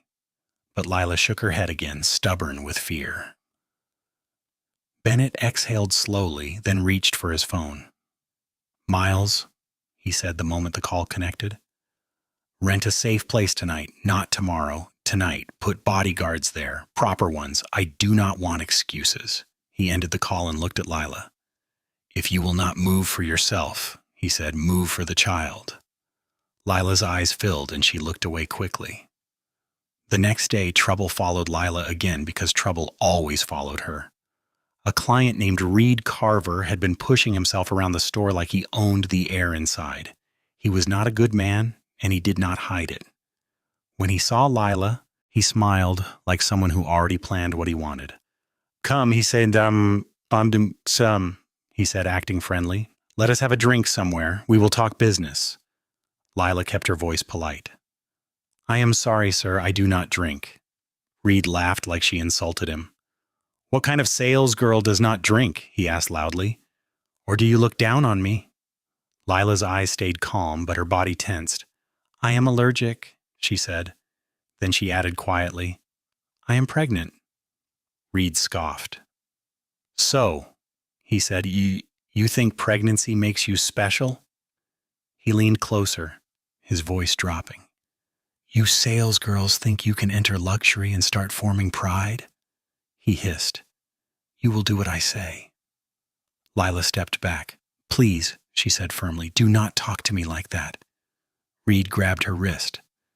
Lila stiffened, and before Lila could even react, another voice cut through the moment like a blade. "Take your hand off her." Everyone turned. One of Bennett's sisters, Quinn, stood there. She looked calm, but her calm was dangerous. Reed released Lila slowly, forcing a smile. "Ah, madam," he said, "we are just talking." Quinn nodded once. "Good. Since you like talking so much, let us talk with drinks." Reed blinked. "What?" Quinn turned to the waiter like she owned the whole place. "Bring 10 bottles," she said. "The strongest one." Reed laughed nervously. "Madam, that is too much." Quinn smiled faintly. "Then do not disrespect salespeople. If you drink small, talk small. Today you will drink big." Reed tried to stand up. Quinn's voice dropped colder. "My brother's company is your biggest client," she said. "If you refuse to drink, your orders will be canceled. Everything this year, maybe next year too." Reed froze. His face changed. He looked around, realizing he was trapped. Quinn pushed a bottle toward him. "Drink," she said. Reed drank. One bottle, then another, then another. His eyes became watery. His shoulders slumped. By the time he begged, his pride was gone. "Please," he whispered hoarsely. "I am sorry. I will not do it again." Quinn leaned closer. "You will never force a woman again," she said softly. "Not in business, not in life." Reed nodded quickly, broken. Quinn stood up and turned to Lila. "Go home," she said, "and do not ever think you are small." Lila's lips trembled. "Thank you," she whispered. Quinn nodded once, then walked away like nothing happened. The sales competition week ended like a storm. On the final day, the manager gathered everyone. Brianna stood with a confident smile, already tasting victory. Lila stood quietly, holding herself like someone prepared for pain. The manager announced the numbers, and Lila's heart dropped. Her sales had been reduced, not slightly, mysteriously, unfairly. Lila's eyes widened. "That is not possible," she said quietly. Brianna laughed. "It is possible. Maybe you are not as special as you think." Lila turned to the manager. "My big clients—" The manager did not even blink. "Signed contracts count," he said coldly. "That is the rule." Lila's chest tightened as she realized what had happened. Her clients were real. Her work was real. But the system had been manipulated. Someone had logged her sales under Brianna's name, and Lila did not need a prophet to tell her who. Brianna leaned closer, smiling. "Your big clients are finished," she whispered. "Mine are coming." Minutes ticked down. Lila was still barely ahead by a thin, painful margin. Brianna kept watching the door, smiling, waiting. Then, in the final seconds, when the manager was already reaching for the keys to close the shop, a VIP arrived. A man stepped in, tall, calm, powerful, holding a black card that did not look like it belonged to the normal world. The entire store froze because it was Bennett. Brianna's smile disappeared. The manager's hands began to shake. Bennett walked straight to Lila. "Need my help?" he asked quietly. Lila's pride fought her for 1 second. Then she remembered her baby. She remembered survival. She looked at him and nodded. "Yes," she whispered. "I need it." Bennett's eyes softened slightly. Then he turned to the staff. "Package items worth 20 million, he said, voice steady. Gasps burst out like explosions. Someone whispered, 20 million. The staff moved like robots. They calculated quickly. They packed. They printed receipts. They whispered about commission because everyone knew what that meant, money that could change a life. A commission so massive it could silence even the loudest enemies. Brianna's knees nearly gave way. She stared at the receipt like it was a death sentence. Her face tightened in rage and fear because she knew something now. Lila was not alone anymore. And the game she started was turning against her. And this time, Bennett was not watching from a distance. He was standing right beside Lila. The boutique was still buzzing from Bennett's 20 million purchase. The receipt had become a small holy book. The staff kept staring at it as if they looked long enough. The numbers would change. Lila stood in the middle of the noise, quiet and stiff, like her body did not know whether to feel relieved or afraid. Brianna sat on a chair near the counter, breathing like someone who had just lost a battle she never expected to lose. Bennett did not smile. He did not celebrate. He simply looked around the store slowly, calmly, like a man taking mental notes of every face. Then he spoke. "By tomorrow morning," he said, "I want the investigation report ready, and I want every staff member present when it is announced." The manager's throat moved as he swallowed. "Yes, sir." Bennett turned to Lila. "Go home," he said quietly, "and rest. You have had enough." Lila nodded, but her heart was still racing. Because in a place like that, truth did not always win. Sometimes truth got buried. The next morning, the staff were lined up like school children. No jokes, no whispering, no chewing gum. Even the proud ones were standing straight. Bennett arrived with his tech team, men and women with laptops and hard drives, faces serious like people coming to court. Bennett did not waste time. "Bring the results," he said. The head of the tech team stepped forward. "Sir," he began, "we retrieved the deleted surveillance footage." A loud breath moved through the room. The manager's face went pale instantly. The tech team connected a laptop to the screen and the boutique watched. It was clear. Too clear. They saw Brianna, bold and confident, standing near the office desk after closing hours. They saw her logging into the system. They saw her moving Lila's clients, shifting sales records, and saving the biggest deals under her own name. Then another clip played. Tessa Lang, one of the staff who always acted innocent, was seen in a corner using another phone, typing fast and smiling as if she was enjoying a movie. Another clip showed the two of them together, whispering, planning, and then another shocking clip. The office CCTV angle showed them deleting footage, not once, more than once, to cover their tracks. The store went silent, the kind of silence that makes even breathing sound loud. Bennett's voice cut through it. "Brianna Hayes, down," he said. "Tessa Lang." Both women froze. Brianna's lips opened, but no sound came out. Tessa's eyes darted around like she was searching for an exit. Bennett walked forward slowly. "You are behind the framed phone messages," he said. "You are behind the fake chat screenshots. You are behind the rumors. You are behind the lies that Lila sleeps with men to sell items." Nobody moved. Bennett's eyes were cold. "Two grown women," he said, "with working brains, and this is what you used your life to do." Brianna's voice finally came out weak. "Sir, I can explain." Bennett raised a hand and stopped her like she was noise. "No," he said, you cannot." His tone hardened. "You are stupid and malicious." That sentence landed like a slap. Some staff flinched. Brianna's eyes filled with sudden tears of humiliation. Bennett pointed toward the door. "You are both fired immediately." The manager tried to speak. Bennett turned sharply.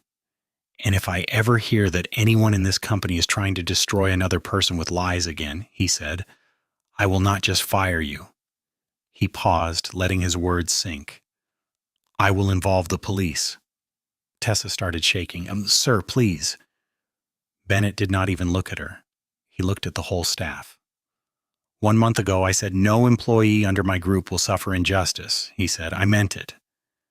Then he turned to Lila, standing quietly at the back like a person who still did not believe good things could happen to her. "You are cleared completely, Manu," Bennett said. Lila's chest rose and fell. She nodded slowly, and for the first time in a long time, she felt something she had almost forgotten: safety. A few days later, Lila went to the hospital for her prenatal checkup. Nothing fancy, just clean hospital smell, quiet nurses, and the steady reminder that her baby was real. The doctor checked her and smiled. "The baby is fine, the doctor said, "but you need to eat better and rest, no stress." Lila nodded, like she was hearing it, but her mind was already racing about bills, work, and survival. She walked out of the hospital holding her file close to her chest. That was when she saw them, her mother, her siblings, waiting like they had been tracking her. Lila stopped. Her younger brother stood behind her mother like backup singers. Her younger sister's eyes were sharp and impatient. Her mother stepped forward first, acting like she was not the same woman that watched her daughter get beaten in public. "Lila," she said sweetly, "you did not tell us you were coming to the hospital." Lila did not answer. Her mother's eyes dropped to Lila's small bag. "So," her mother continued, "how much did they collect?" Lila blinked. "That was the first thing. Money?" Her mother's voice hardened. "We heard the billionaire is now following you," she said. "So why are you still looking like this? Where is our own share?" Lila's throat tightened. Her younger brother spoke. "Big sister, we need money." Another one added quickly, "School fees." Her mother waved her hand. "And rent," she said, "and food. Do not forget we are the ones you are coming from." Lila's hands began to shake. Then something in her snapped. Not loud, not dramatic, just a quiet breaking. "I have paid," Lila said, voice low. They paused. Lila lifted her head. "I have paid for this family, she said clearly. Her mother frowned. "What are you saying?" Lila's voice rose slightly, not shouting, but firm. "I paid house rent. I paid for your needs. I paid for the car you used to move around and show off. I paid my brother's fees when I did not even have my own peace." Her eyes were wet, but she did not blink the tears away. "And what did you people do?" she asked. "You treated me like an ATM machine, like I do not have a life, like I was born to suffer for everybody." Her mother's face twisted. "So now that a rich man has entered your life, you want to grow wings?" she shouted. Lila laughed once, dry and painful. "No, she said. "I just want to breathe." One of her brothers tried to touch her hand. Lila stepped back. Her mother's voice dropped into a dangerous tone. "If you do not give us money, we will deal with that pregnancy, she said. "We can remove it." Lila's blood ran cold. Then a voice cut in from behind. "Madam, stop there." They all turned. A woman stood nearby, mid-30s, smartly dressed, carrying a handbag and a file folder like someone who lived in offices and courtrooms. Her eyes were fearless. She looked at Lila's mother the way a teacher looks at a stubborn student. "A sister is not legally obligated to fund her brothers," the woman said loudly so people around could hear. Lila's mother scoffed. "Who are you?" "A concerned citizen," the woman replied, "and someone who knows the law." She pointed at Lila's mother. "Forcing someone to abort against her will is a prison offense," she said. "You can be arrested for that." Lila's siblings began to shift uncomfortably. The mother's mouth opened, but the woman continued, "Your daughter is an adult. She is not your bank." People around were already watching now. Lila's mother's confidence dropped slightly. She hissed at Lila. "You will regret this." Then they walked away angry and embarrassed.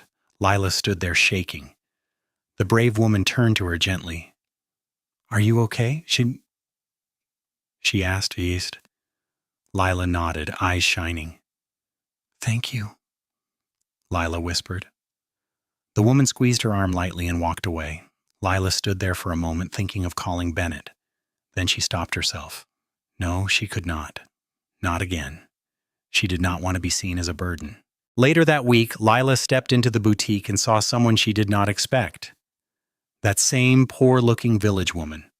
The old woman from the day everything started. Lila froze. The woman smiled warmly. "My daughter," she said softly. "It is you again."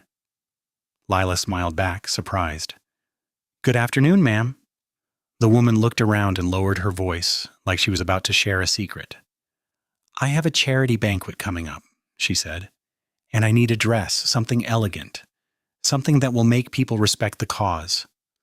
Lila nodded quickly. "Yes, ma'am, I will help you."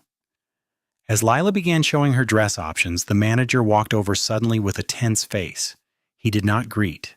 He did not even pretend. "Lila," he said loudly, "where is the watch?" Lila turned slowly. "What watch, sir?" The manager's voice rose.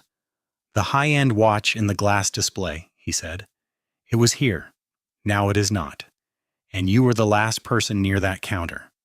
Lila's heart sank. Not again. Before she could even speak, the old woman stepped forward. "Stop it!" she said sharply. The manager blinked in shock. "Madam, do you know who you are talking to?" The old woman snapped. "This girl is not a thief." The manager tried to force confidence. "Madam, this is store policy." The old woman's eyes narrowed. "Policy?" she repeated. "Or wickedness?" Lila took a slow breath and spoke gently. "Ma'am, she said, "that watch is a global limited edition." The manager paused. Lila continued calm and sure. "It is not even available locally," she said. "If it is missing, it did not disappear. It was never meant to be here without special documentation. Check the serial number and import record. You will understand." The manager's mouth opened. Because Lila was right, and deep down he knew it. He cleared his throat, suddenly sweating. I am sorry," he said quickly. "There must have been a misunderstanding." To soften his shame, he forced a smile. "Madam," he told the old woman, "we will give you a discount for the inconvenience." The old woman waved her hand like she did not care. She turned to Lila. "You will attend the banquet," she said. Lila blinked. "Ma'am?" The old woman smiled like a woman carrying plans in her purse. "Yes," she said, I will invite you officially. I want you there." Then she leaned closer and said almost playfully, I also want you to meet my son." Lila's heart skipped. "Son? Wait." The old woman did not say nephew this time. She said son. But Lila was too shocked to correct her. The day of the charity banquet came. Lila almost did not go. She stood in front of her mirror for a long time, staring at the elegant dress she had chosen. Simple, classy, and beautiful in a way that made her look like someone from a different life. When she arrived at the banquet hall, the lights were bright and the air smelled expensive. People were dressed in rich fabric and soft perfume. Lila stepped in carefully, trying not to look lost. Then Bennett saw her. He turned, and for the first time that night, his face changed completely. Surprise. Real surprise, like he had not expected her to actually come. Their eyes met, and Lila's breath caught. Before she could move, the old woman appeared beside her, glowing with pride. "Good, the old woman said. "You came." Then she raised her voice slightly, drawing attention. "My daughter," she said warmly. "Let me introduce you properly." Lila swallowed. "Everyone," the old woman continued, smiling. "This is Lila Caldwell, the young woman I have been telling you about." Lila stood still, confused. Then the old woman turned slightly. "And Lila," she said, "meet my son." Bennett stepped forward, and Lila felt her world tilt because it was Bennett Voss, and the old woman's smile widened. "I am Mrs. Eleanor Voss," she said proudly, finally official, "and this is my husband." Lila's legs felt weak. So this was her, the village woman, the one she had treated with kindness, the one who wanted to matchmake her with a nephew. This was Bennett's mother. Bennett's eyes were fixed on Lila, tense and helpless, because he could already see what was coming. And it came. Eleanor turned to Bennett sharply. "Bennett," she said, voice firm, "break up with that gold digger you are following and marry Lila." Bennett's face drained. "Mom," he started. Eleanor frowned. "What?" Bennett breathed out. "Mom," he said quietly, "Lila is that woman." The hall went silent. Eleanor's mouth opened, then her eyes widened. Then she slapped her own chest lightly like a woman suddenly remembering every mistake she had made. "Jesus," she whispered. Then she turned fully to Bennett, anger rising. "Why did not you bring her home?" she demanded.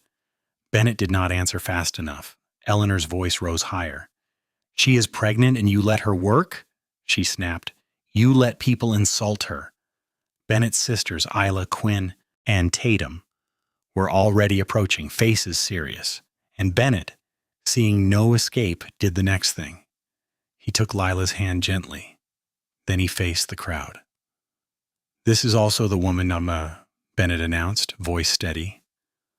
"Who is the genius designer I have been searching for?"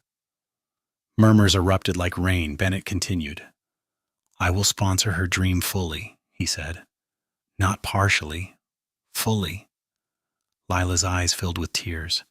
She could not even breathe properly because everything was happening too fast.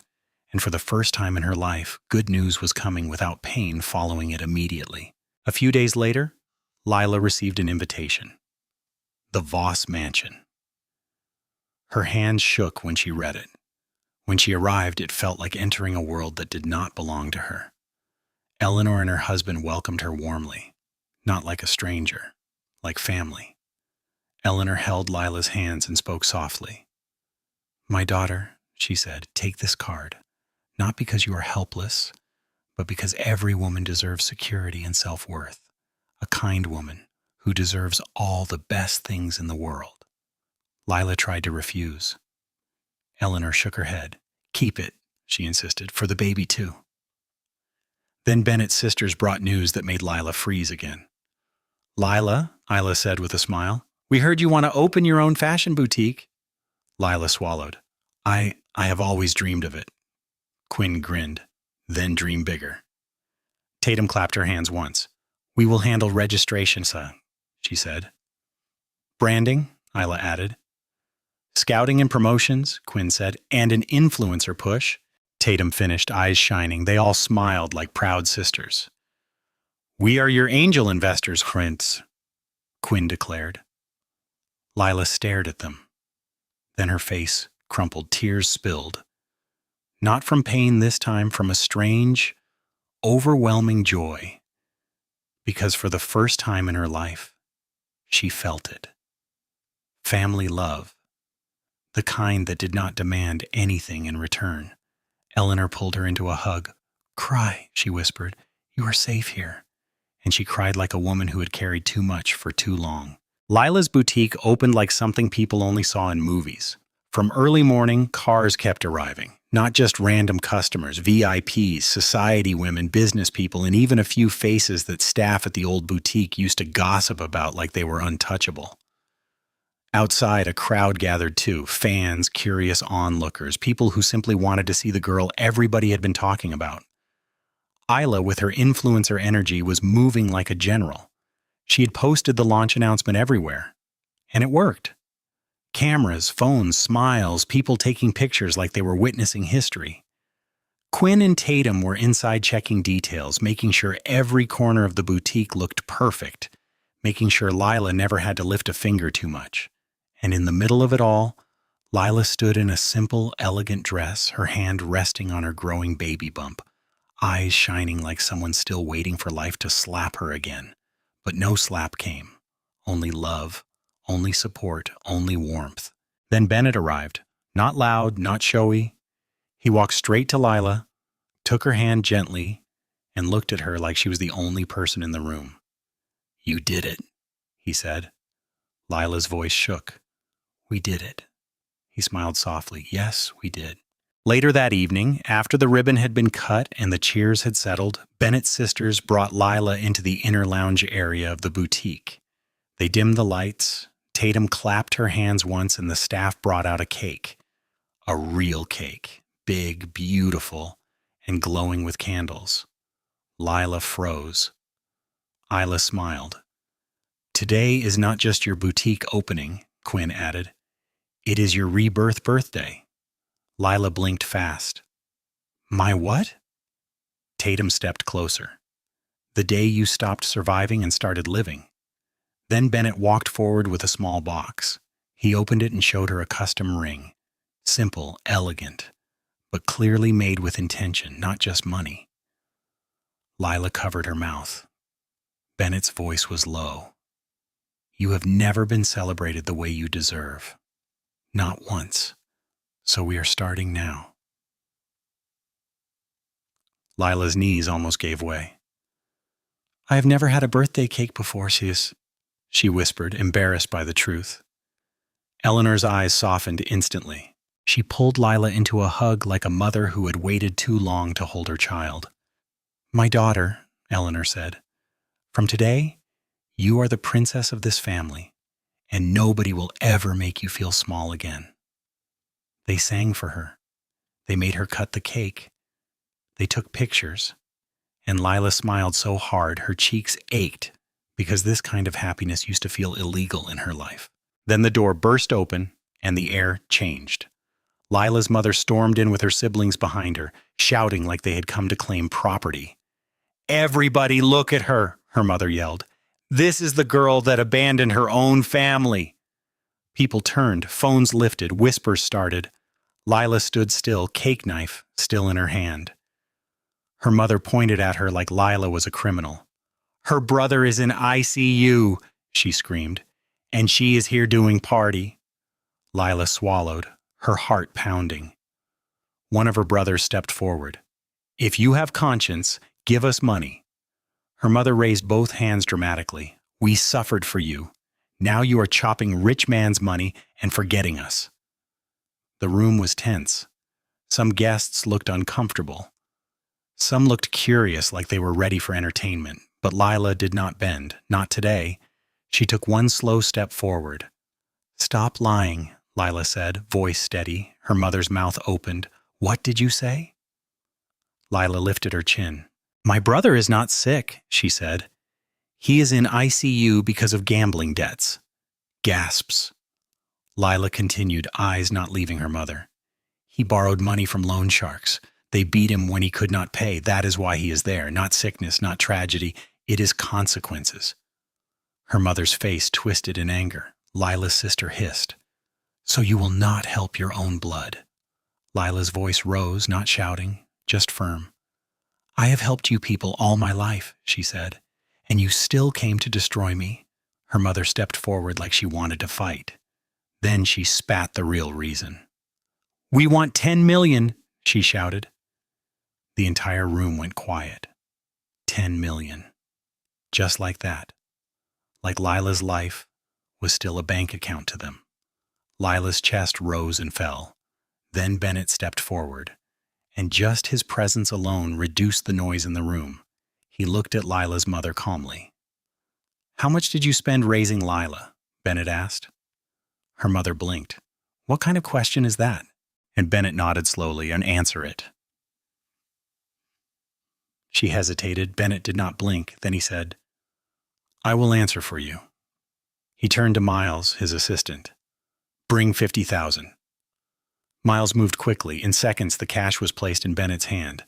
Lila's mother's eyes widened, half insulted, half desperate. 50,000? She scoffed. "Is that supposed to be a joke?" Bennett's voice did not change. "That 50,000, he said, is more than you ever spent raising Lila." Her mother's face stiffened. Bennett stepped closer, eyes cold now.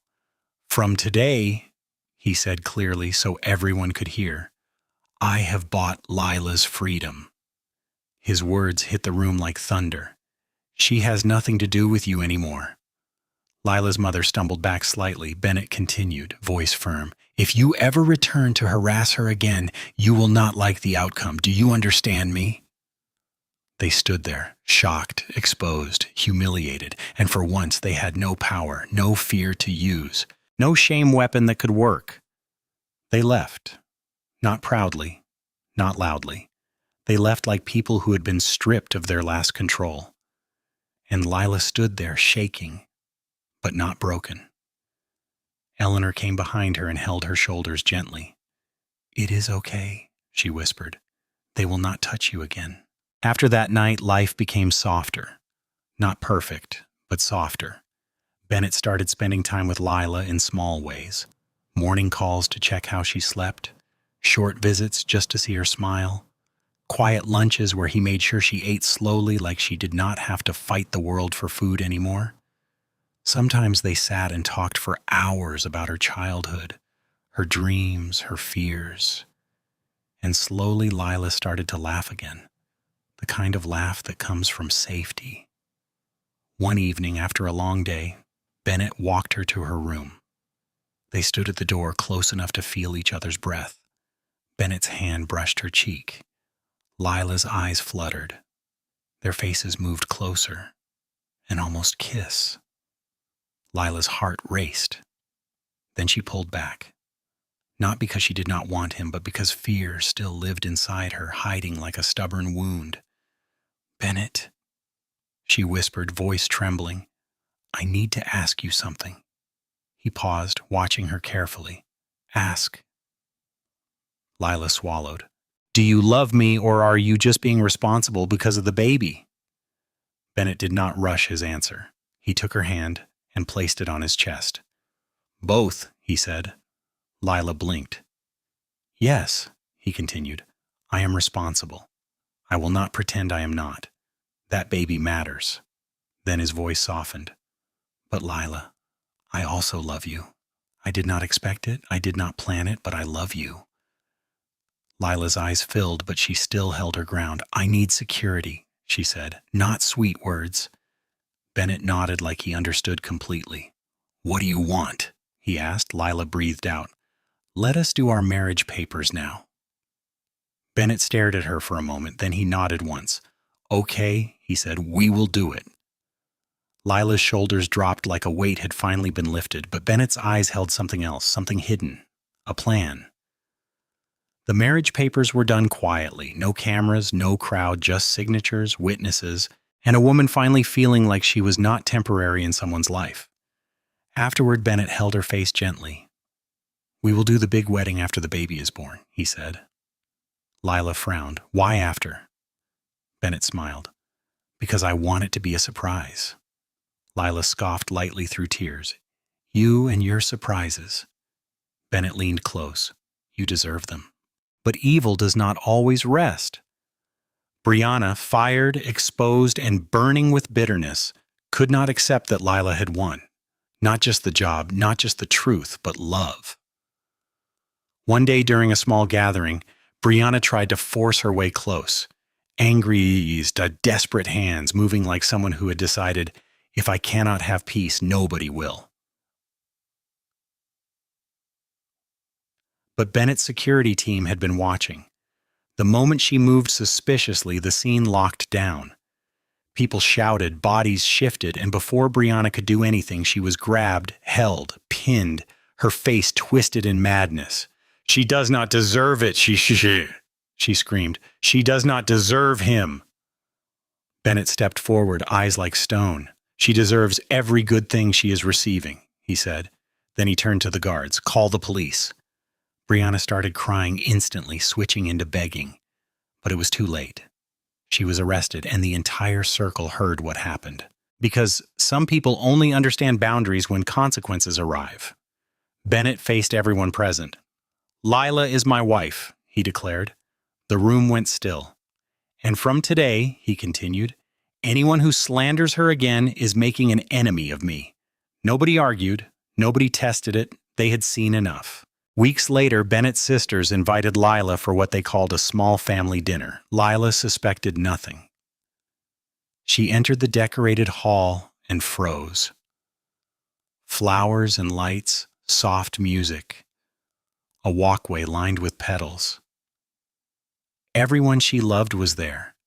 Eleanor, her husband, Isla, Quinn, Tatum, close friends, staff, and even Jackson smiling from a corner like a proud brother. Lila's hands flew to her mouth. What is this? She whispered. Then Bennett stepped out. He walked toward her slowly, dressed like a man who had waited his whole life for one moment. He knelt right there in front of everyone. Lila's knees went weak. Bennett looked up at her, eyes warm. You survived what should have destroyed you, he said. You remained kind when life tried to make you bitter. You carried pain like a secret and still showed up to work with dignity. His voice dropped. And I want the rest of my life to be my apology to you for every hardship you never deserved. Lila's tears fell. Bennett opened a ring box, another ring. Grander, shining like a promise. My love, he said, voice full. Will you marry me properly, publicly, proudly, the way you always deserved? Lila laughed through tears.